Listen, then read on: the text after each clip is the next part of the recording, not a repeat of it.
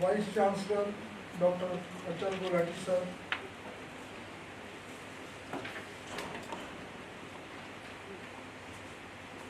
Advisor to the Chairperson Sachdeva sir, Principal Dr. Andy Soni sir, Hemant Malhotra sir, present eminent faculties, colleagues and the residents. Department of Radio Diagnosis is presenting today's seminar, CCR. I, Dr. S.C. Gupta, Professor Radiology, presenting a brief note on the departmental working before the start of CCR. Our department is situated in the lower ground floor of the old building, Central Radiology Department. And the course of our department started in 2009 with the 2 seats. At present, we have got 15 resident seats. And interventional radiology became a separate department in the year 2023 with 2 seats of TM at present. Total number of students have attained their post-graduation degree till date is 59. We have got 3 professors, 3 associate professors, 2 assistant professors and 3 SRs. Radiology department of Mahatma Gandhi Medical College is well equipped with the state-of-the-art equipments. We provide 24/7 radiology and imaging services. That includes routine X-ray, special investigation, digital and CR, radiography system, ultrasound, mammography, DEXA scan, computer CT scan. We have got 2 machines, 16 slice and 128 slices. We have got 2 MR, 1.5 Tesla and 3 Tesla. IIT is the fluoroscopy. These are the departmental statistics. In the last financial year, 2023 to 24, we did the total X-ray more than 1.1 lakh 46,000, sonography more than 66,000, CT scans more than 17,000 and MRI more than 15,000. So on average, we do 450 X-rays per day. Sonography including Doppler studies are around 120 to 150 per day. CT scan 55 to 60 per day. MRI 45 to 50 per day on an average routine day.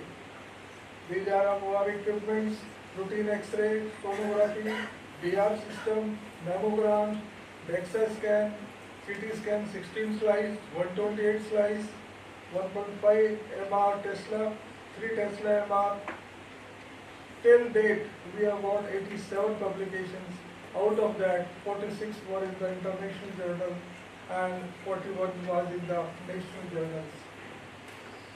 Besides our routine cases, involvement in the national and international clinical trials in our hospital that requires standardized reporting. We are involved in all the clinical trials. Active participation in the liver transplant and renal transplant imaging with intraoperative assistance and follow-up. Involved in the screening program in the camps like mammogram. Each year we celebrate World Radiology Day on 8th November. We celebrated first alumni meet of radiodiagnosis in October 2022. We do routinely the assessment of renal donor by the color Doppler and CT angiography, assessment of liver donor by the CT volumetry and MRCP. We are doing MR perfusion in stroke and the brain tumors, MRI diffusion tensor imaging for evaluation of the white matter tracts, volume rendered images of the various angiographies. We are doing routinely the mammograms. This is the normal breast on the left side and on the right side, so showing the tumor. It is a brief idea of our services offered and not possible to enumerate complete modalities in a few minutes. We are committed to render best possible services for the betterment of mankind. Now I invite Dr. Tushita Lakhera from the Division of Pediatrics, Cardiac Sciences for the case presentation. Thank you.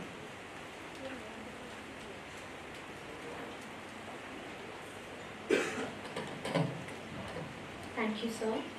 Good morning to all esteemed dignitaries, faculty members, and my dear colleagues.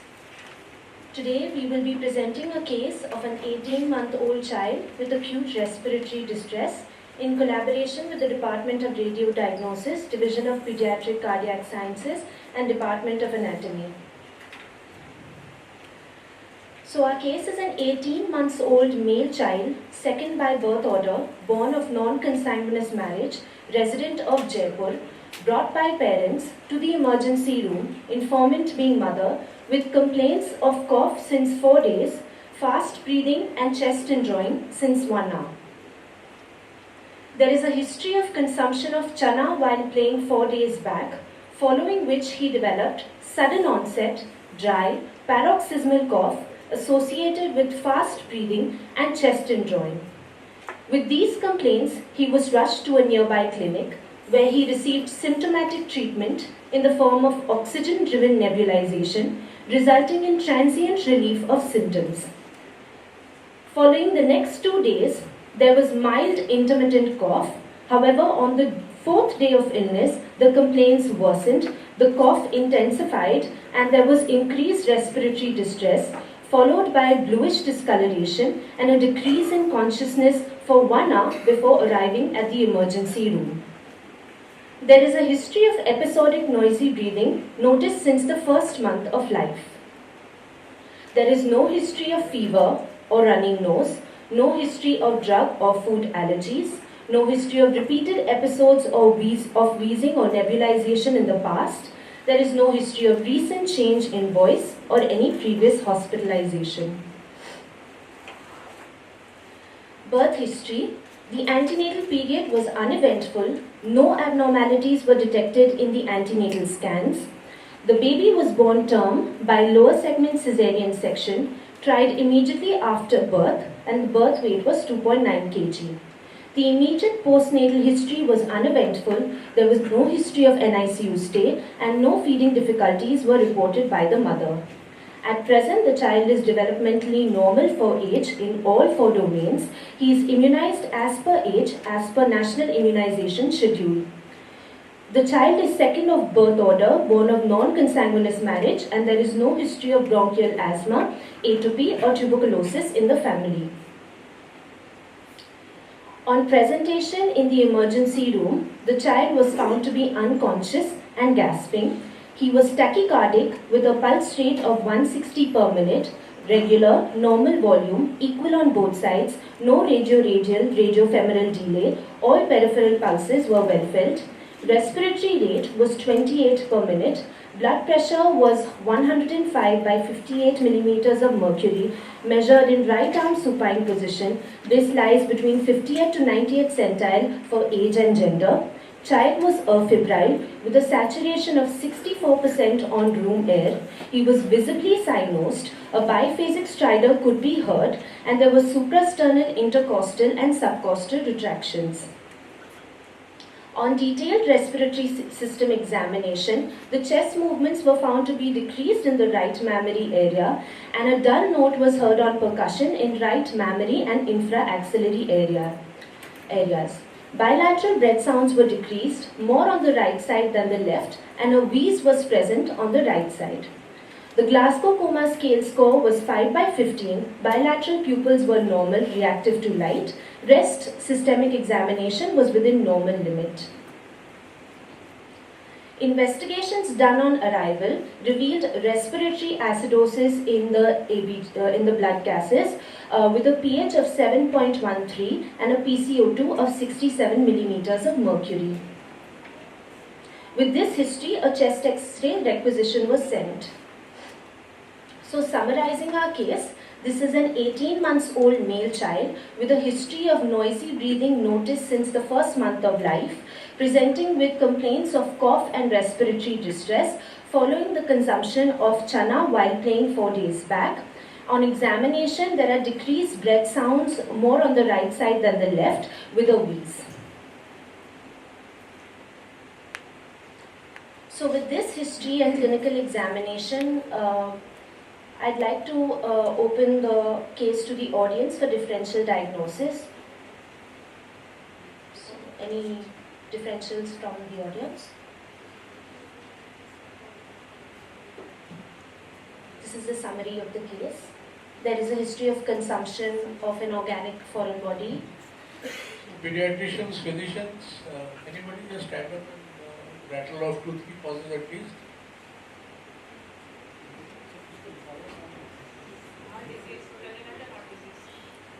Okay, so because of the history of shortness of breath at birth, one possibility is congenital heart disease. What else?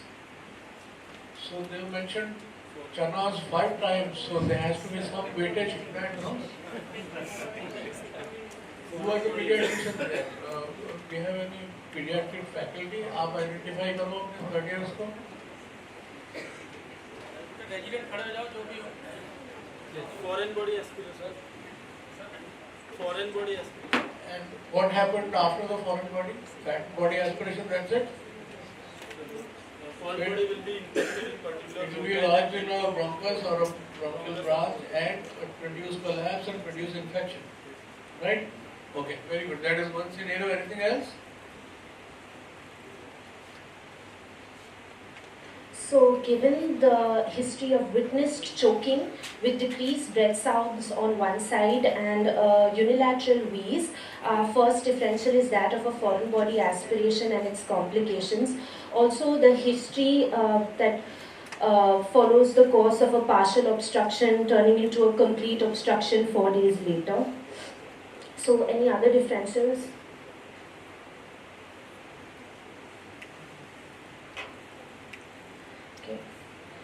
So the next differential could be a reactive airway disease since there is decreased breath sounds bilaterally. But again, the unilateral wheeze is not something that we'd see in a reactive airway disease, and also there is no contributory family history, no history of bronchial asthma or atopy in the family, and no history of allergies per se in the patient as well. So there is one history that we've probably missed out on, and that's the noisy breathing since the first month of life. This was episodic, mild. It did not have any positional variation. It did not increase on crying or feeding. And it was mostly exacerbated during episodes of cough and cold. So this could be an underlying pathology like a congenital malformation, laryngeal, tracheal or vascular in origin, like a laryngeal web or laryngomalacia or a vascular ring. And then lower down in the differentials, a lower respiratory tract infection. However, there is no history of fever, and even the investigations do not reveal any markers of sepsis per se. So now I would like to invite Dr. Ashna, second.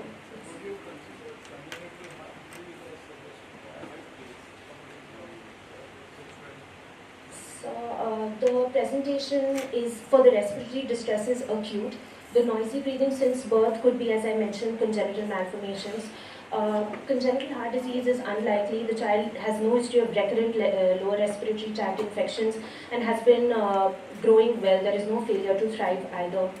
So, unlikely to be a congenital heart disease. Examination also reveal no murmur is there. S1, S2 normal, no murmur, no distancing the pulse volume.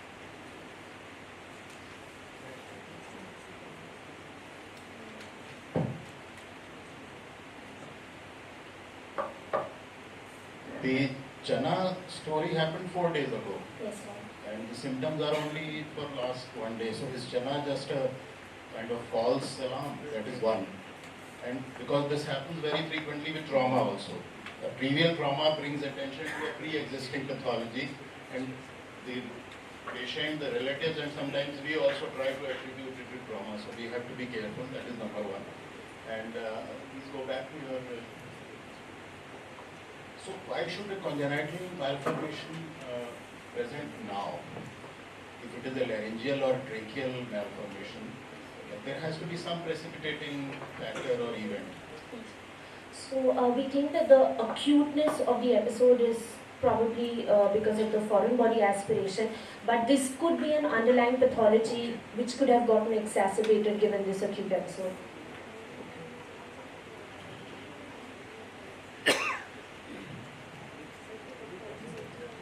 would now like to invite upon Dr. Ashna, second year radiodiagnosis resident, to further the case. This was a good example of how to present the delivery of the presentation. The voice was audible, not very loud. There were pauses. Main points were emphasized by changing the tone and tenor of the voice. That is like highlighting or capitalizing or italicizing in written communication. In oral communication, that is how you highlight the important points. Thank you, ma'am.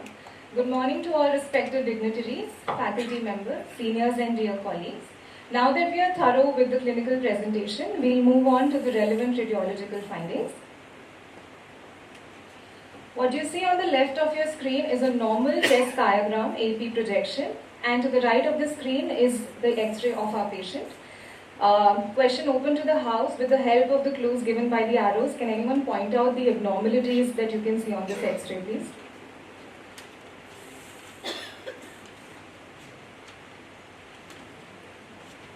Right lower lobe collapse. Right, there's right lower lobe collapse. Anything else? But what are you seeing? What is that? What is that slanting down transverse line? What anatomical structure is that? This yellow or orange arrow lucky hai. What anatomical structure is that? Anybody? Oblique fissure. Oblique fissure or transverse fissure? Why did you say collapse? Because the transverse fissure is being pulled down like this, and there is a opacity in the cardiophrenic angle. Right? Okay? Yes. Go ahead. So what we see is a chest diagram, AP view, showing an opacity as seen here, extending from the right hilum to the right hemidiaphragm. What we also notice is that the lateral aspect of the right hemidiaphragm is very well delineated. However, as we go medially, this delineation is somewhat lost.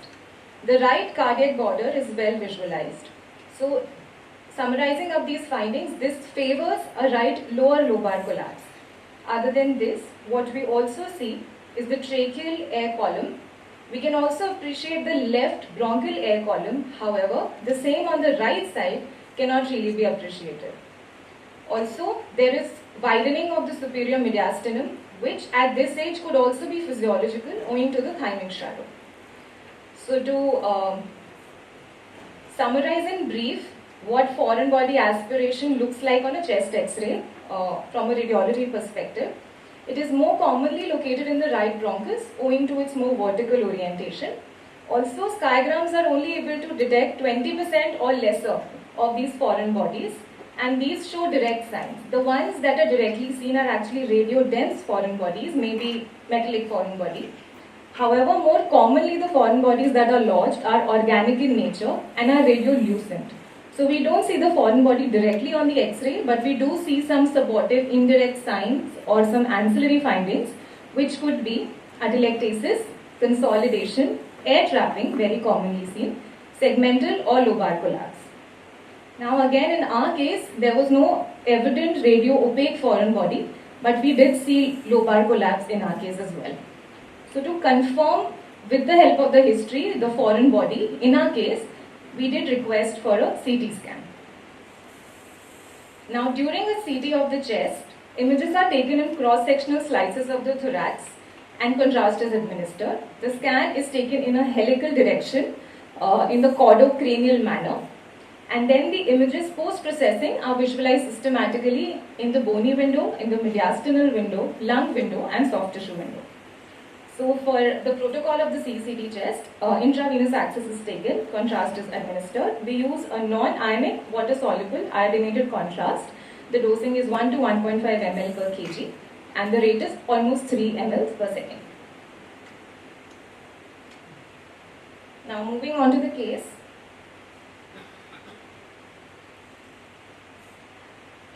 What we see here is an axial cut seen in the lung window for our case, and I'm starting from cranial to caudal direction. We are at the apices of the lung. As we go further down, we can see a patent trachea with ET tube seen in situ, endotracheal tube seen in situ. As we go further down, At the level of the carina, we can see this trachea bifurcating into the right and the left main bronchi. As we go further down, we notice the left lobar bronchus or the left main bronchus advancing further into the lung parenchyma. On further inferior scans, what we here appreciate now is there is a patent left bronchus, however the same on the right side is not appreciated. What we also see is some soft tissue attenuation here in the window. To evaluate this soft tissue better, we switch over to the mediastinal window. And as we go further down, what we notice is some mucus impaction.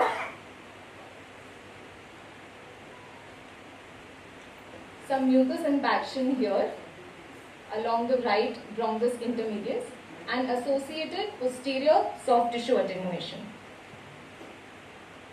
Also, what we see in the mediastinal window as we go further up is the right brachiocephalic vein, the left brachiocephalic vein, the left common carotid artery, the left subclavian artery, the right common carotid artery and the right subclavian artery. As we go to a more inferior axial cut, what we now notice is these vessels forming a complete vascular ring which seems to encircle the trachea and the esophagus. This can be seen better on more caudal scans. Here what we can also actually appreciate is the lumen of the trachea being narrowed. On measurement, this lumen turned out to be 3.7 millimeters, which is a narrowed trachea. As for this particular age group, a normal trachea would vary somewhere between 6 to 8 mm. And this, after the vascular ring, there is no further luminal narrowing of the trachea. Going back to the case, what we can also appreciate here are some 3D volume rendered models made post-processing in the department, where what we appreciate is the trachea bifurcating at the level of carina into the right main bronchus, the left main bronchus. We can also appreciate an abrupt cutoff at this level in the right bronchus intermedius. There is reduced right lung volume as visualized here. On the right of your screen is another soft tissue 3D volume rendered model where we can see the tracheal luminal narrowing at this particular level corresponding to the vascular ring. There's a small indentation in the left main bronchus which also corresponds to the nasogastric tube passing posteriorly.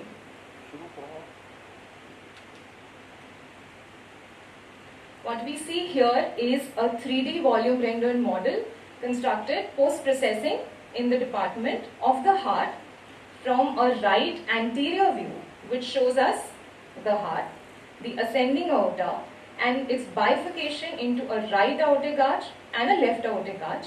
Here what we also notice is that the right aortic arch is comparatively larger and dominant in size as compared to the left aortic arch. And we can see the endotracheal tube and the nasogastric tube passing through this ring, which proves that this was indeed encircling the trachea and the esophagus. This same model is now seen from a posterior and left aspect, where we see this Y-shaped structure, both the arches meeting and forming the descending thoracic aorta. This is a subtraction model made to visualize the vascular ring, the complete vascular ring, along with the descending aorta. And this is a cine mode 3D volume rendered model. We are at an anterior aspect right now, looking at the ascending aorta, the vascular ring in its entirety, and then this arch at the posterior aspect and the left side, continuing to form the descending thoracic aorta. So the diagnosis that was given on the CT was a foreign body in right bronchus intermedius, leading to the collapse of right lower lobe along with a double aortic arch or a complete vascular ring, causing compression over the trachea. Now I'd like to call back Dr. Tushita ma'am to take the management of the case further. Thank you. Thank you, Dr. Ashna. Now let's review the timeline for this patient since the inception of complaints. So on 11th of February, there was the notorious history of consumption of chana, following which he developed complaints of cough and respiratory distress. On 14th of February, he was brought to Mahatma Gandhi Hospital in gasping state, intubated and started on intermittent positive pressure ventilation and shifted to PICU. Blood gases were suggestive of severe respiratory acidosis and a chest radiograph suggestive of right lower lobe collapse. On 15th of February, the CECT revealed an impacted foreign body in the bronchus intermedius on the right side and a double aortic arch. So now for the foreign body removal, a rigid bronchoscopy was done on 16th of February 2024. However, between the 16th of Feb to 20th of Feb, the respiratory distress did not decrease in spite of the removal of the foreign body, and hence the patient was referred to a pediatric cardiac surgeon for double aortic arch repair, assuming that that was causing no improvement. I would now like to invite our senior consultant, Dr. Sanjay Khatri, to review the echocardiogram of this patient in detail. Did the right collapse, right posterior lobe, did it re-expand and the perfusion was restored after the foreign body removal? No, You sir. might have taken out the foreign body, but if the lung collapse persists, the symptoms will persist. Right. And why going for cardiac surgery for a collapsed lung? Right. So after the removal of the foreign body, the collapse actually persisted for about 2 days, and a repeat rigid bronchoscopy was done. At the time, it revealed thick secretions, and that was sent for a bronchoalveolar lavage, and that was pretty much normal. So given that there was accumulation of these thick secretions, suggested that the obstruction maybe at the tracheal level was persisting, and that's why a double aortic arch repair was planned for this patient.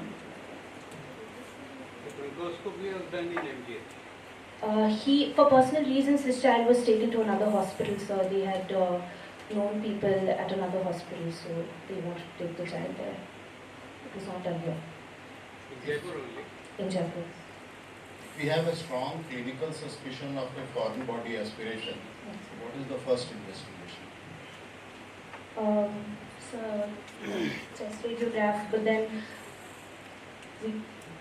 Should it not be bronchoscopy? it should be, sir, because most of the or at least the organic foreign bodies are actually 90% of them are radiolucent. There's only a small chunk of So them. why that did we bones. go for CT in this case? Given the radiolucency of chana and the right lobe. So did we suspect a vascular problem on the chest Yes, X-ray? sir. So this is a very good case to illuminate so many things into consideration.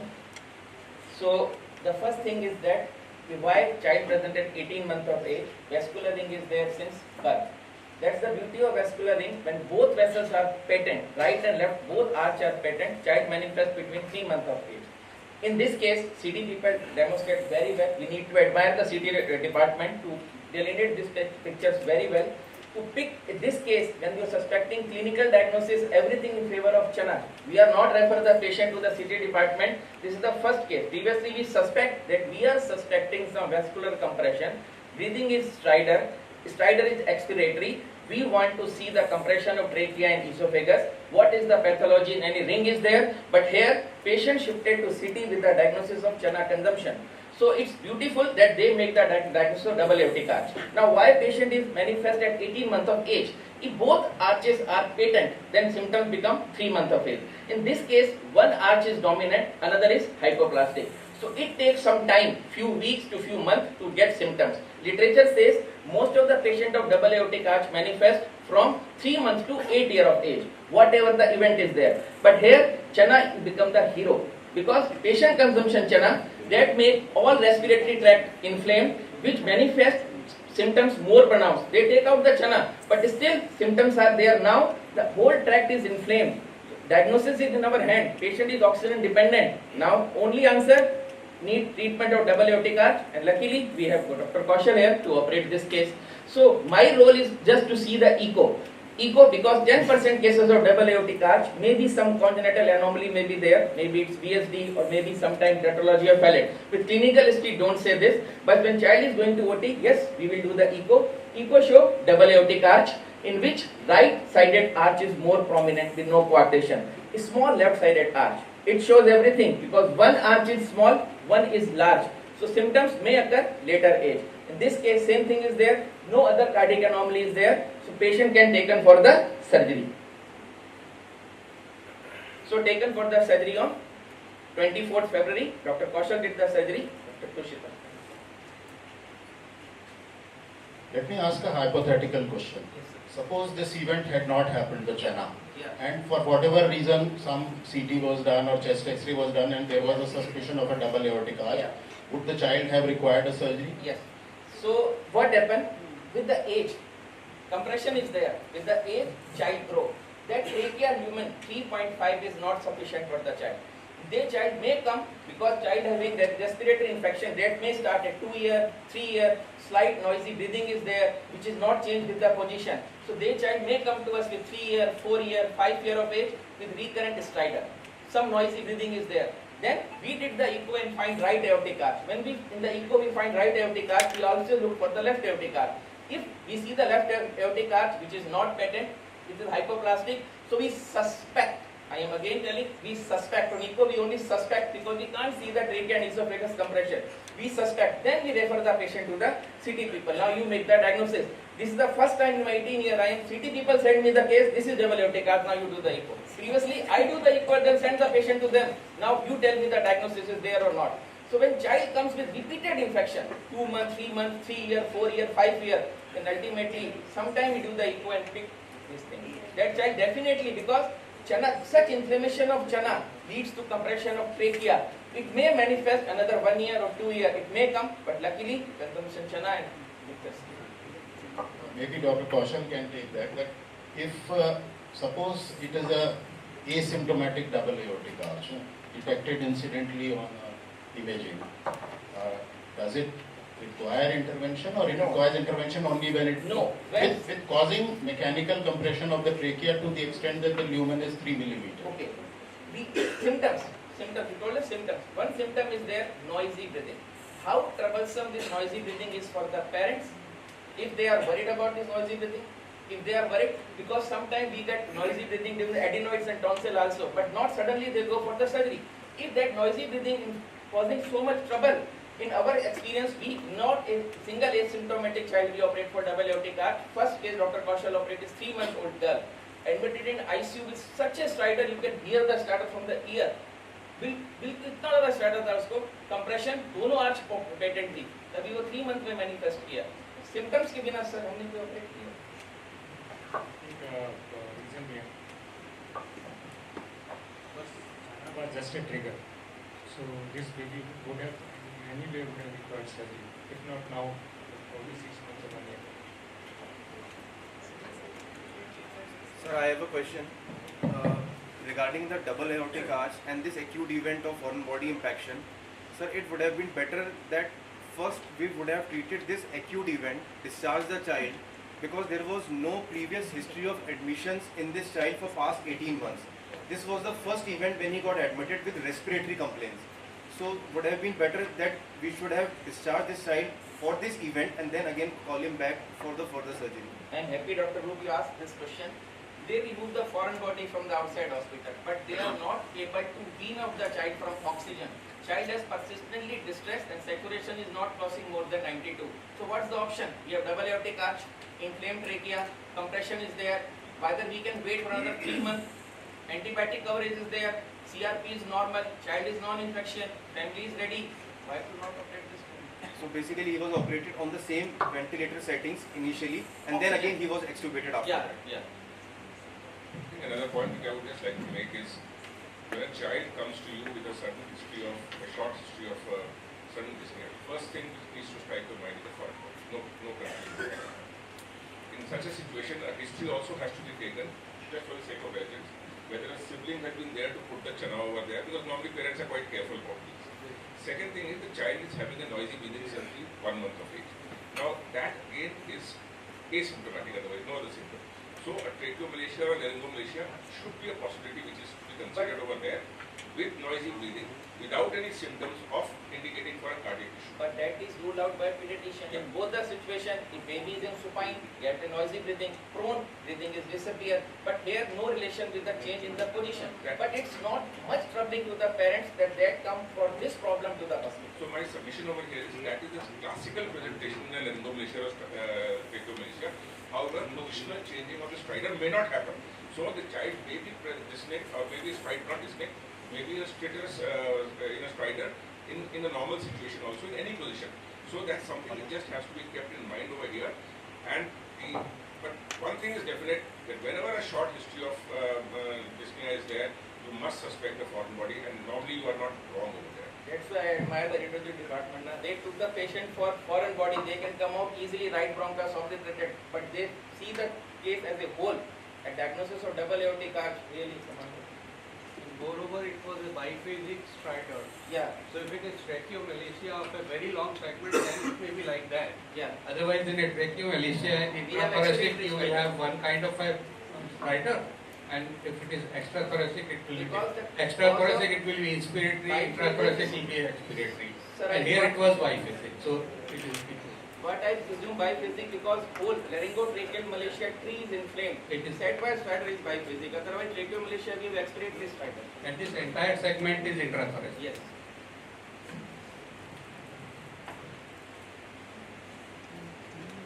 Thank you, Dr. Khatri sir.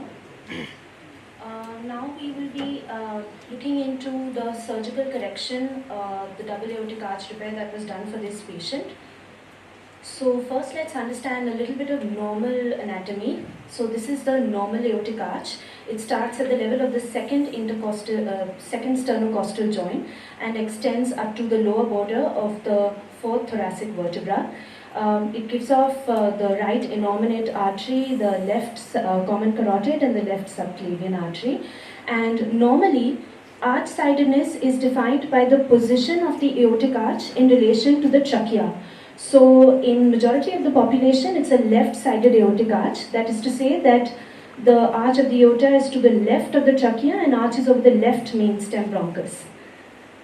Now what happens in a double aortic arch is that the ascending aorta, it splits into an anterior left aortic arch and a posterior right aortic arch.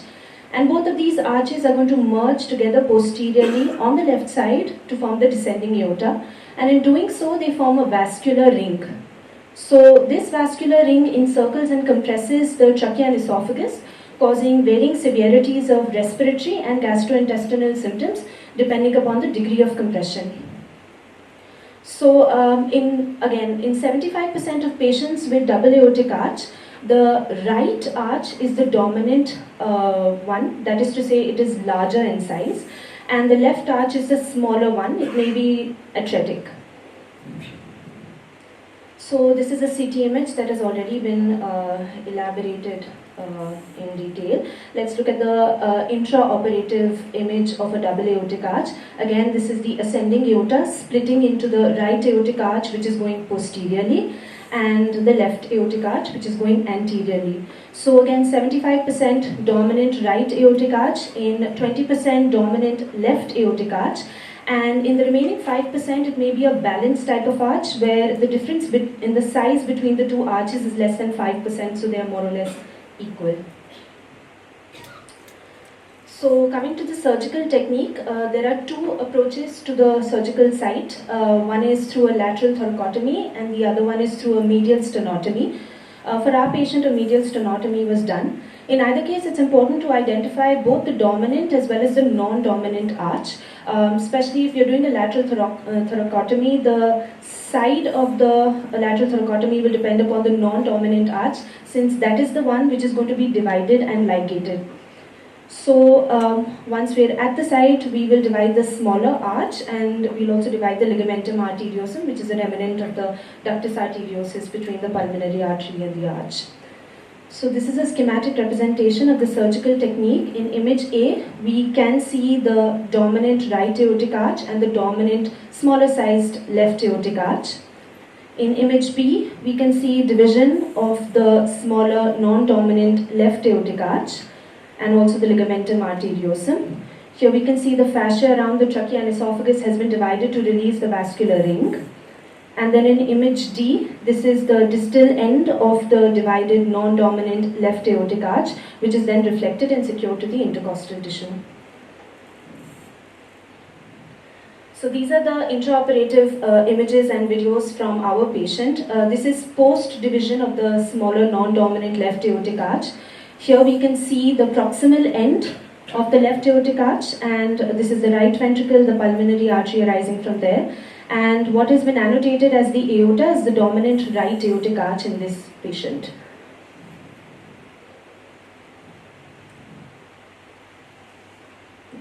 So this is an intraoperative video. The arrow is basically pointing to the direction of the divided non-dominant arch. Again, these are intraoperative images from our patient. We can see the proximal as well as the distal end of the divided arch.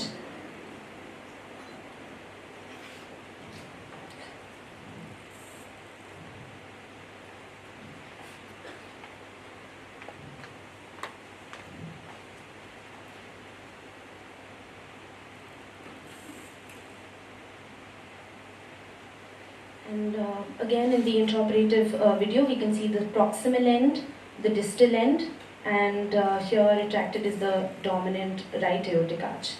And here would be the ligamentum arteriosum that has also been divided. Now I would like to call upon Dr. Sanjay Khatri sir once again to discuss the post-operative echo.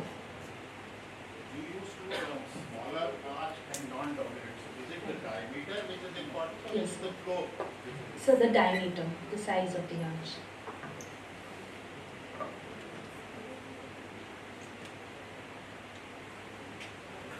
So we did the post-op echo after the surgery to see the.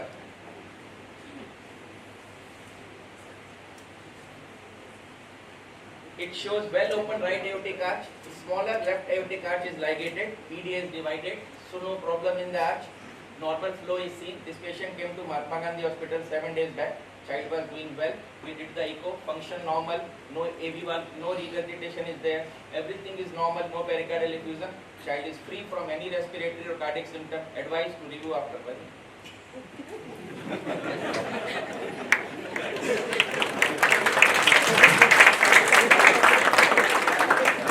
So for the patient, I have a question. For the patient to have a right-sided arch for the rest of his or her life, is there a problem there or there is no problem at all? 8 to 10% normal have a right aortic arch associated with more incidence of Down syndrome and intracardiac anomaly.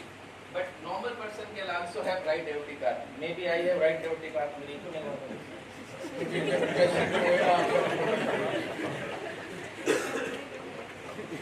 And any anticoagulant needed for the child? Nothing. So normal life. No restriction of physical activity. You have to do a careful search for other vascular abnormalities and other congenital abnormalities. CT very well, no other abnormality is there. But if there, persons have detected that time only. So there is one disclaimer to be made. Dr. Sanjay Khatri's wife is a radiologist. No, sir, that's not the reason I am admired. His work in radiology is very good, and that's why I admire him.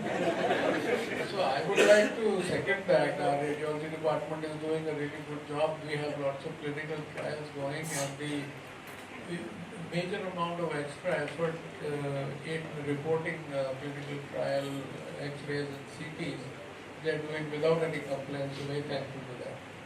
Excellent recreation. Let us congratulate the Department of Radiodiagnosis for presenting excellent 3D reconstruction. They look so real and so informative. We would like to know how do we do it. And one more thing, when we presented it, it would have been great if there was a small review of other vascular rings and slings also. You know, that gives a clue. Yeah.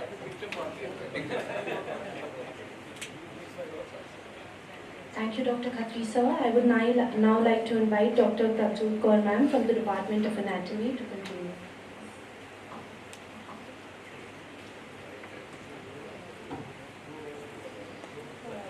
Good morning, everyone. Thank you, Dr. Tushita. Now, I will discuss the development of the aortic arch. In the 4th to 5th week of development, there are 6 pairs of arterial arches which appear in the pharyngeal region. These arterial arches connect the developing heart tube in the front with the two dorsal aorta behind. Now, the upper or the superior 3 arterial pairs of arterial arches, they are concerned with the development of the arteries in the head and neck region. The maxillary artery, stapedial artery, and the internal carotid and common carotid arteries are derived from them. The 4th arch or the 4th arterial arch is concerned with the development of aorta. Now, only the left 4th arterial arch is involved in the development of aorta, and right 4th arterial arch per se it regresses and it contributes in the development of the right subclavian artery. The 6th arterial arch is also known as the pulmonary arch, and it forms the 2 pulmonary arteries. Now, when in the 7th week the right arch, most of it regresses, and the 4th arterial arch, it forms the arch of aorta with contribution from 2 more components. One is the truncus arteriosus and the second is the dorsal aorta. So now complete aortic arch is formed by 8th week or 7th to 8th week of development, and on the right side only the right subclavian artery persists. Now, if this right arterial arch, it also persists, then a double aortic arch will be formed. This right arterial arch will pass behind the developing tracheoesophageal bud, and a complete vascular ring will be formed around the trachea and esophagus. As discussed earlier, now there are 2 channels through which the blood will flow. One channel might be dominant, so blood flow in that channel might be higher, so there might be a right dominant arch, a left dominant arch, or a co-dominant arch. In our case, it was right dominant arch, and so that's why left arch, which was smaller, that was resected. So this is about the development of the double aortic arch. Now I would invite Dr. Ashna from the Department of Radiodiagnostics.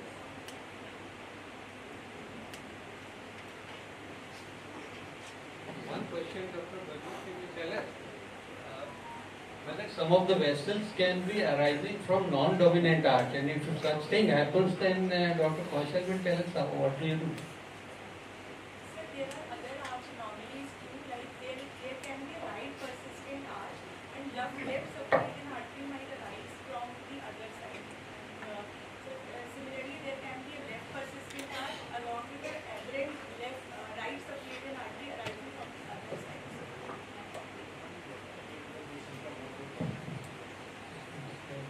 Absolutely right, sir. I have seen few cases representing like pulmonary sling. So those such arches, persistent arches are representing sling. So we have to divide that sling as well. Not the vascular if it's such a sling.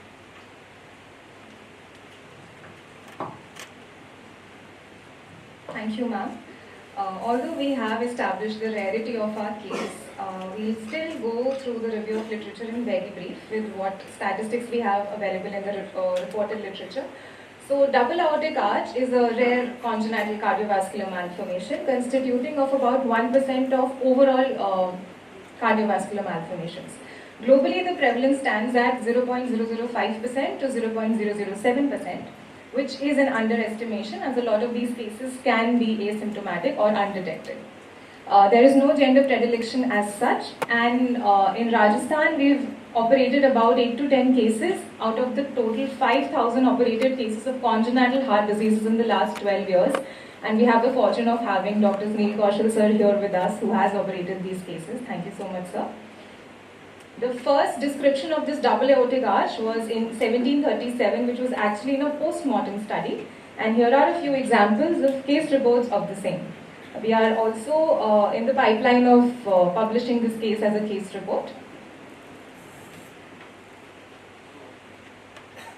Sir, shall we continue? Like we have two short cases by Dr. Arzoo. Shall we continue or please? Hardly 5 minutes. Okay, so I will call Dr. Arzoo to take the case spectrum forward. Thank you.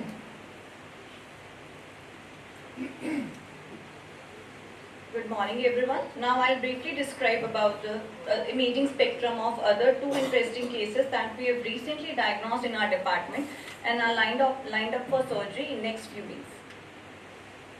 So this is a CT scanogram. Can any one of you detect any abnormality in this? Okay. So here we can appreciate vascular markings are prominent in bilateral upper zones, hilar region and perihilar region. There is also evidence of prominence of cardiac cell house. There is right atrial enlargement, right ventricular enlargement with apex of heart pulled upward.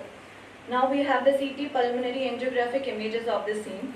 Normally, all the four pulmonary veins drain into the left atrium, and there is no such vein in the lung parenchyma that directly drains into the superior vena cava.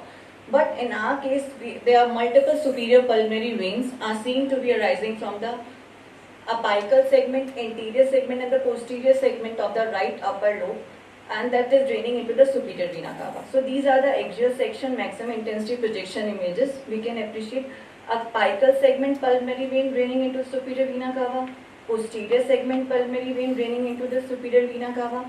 The main pulmonary artery and the right pulmonary artery is markedly dilated, and the caliber of ascending aorta and descending aorta is reduced.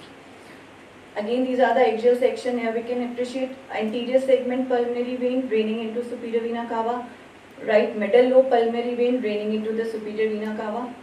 These are the coronal section, and here we can see bilateral inferior pulmonary vein and left superior pulmonary vein. These veins are draining into the coronary sinus and further drains into the right atrium.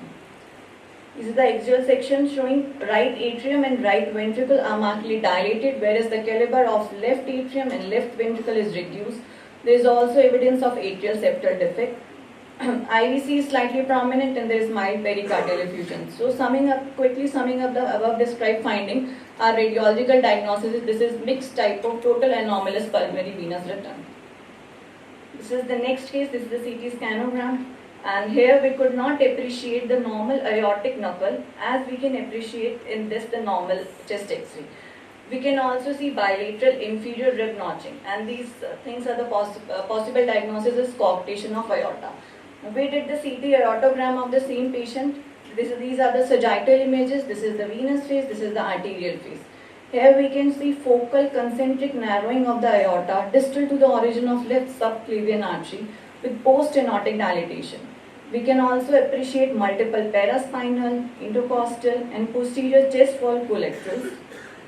These are the volume rendered image showing the same, that is the focal concentric narrowing, and this is the coronal maximum intensity projection image showing enlargement of bilateral internal mammary arteries with extensive collateral formation in anterior chest wall and abdominal wall. Summing up the above described findings, the radiological diagnosis is post-ductal coarctation of aorta with extensive collateral formation. Now, I would request Dr. Paresh Kumar Sukhani, Professor and Head Department of Radiodiagnosis, to please conclude the presentation.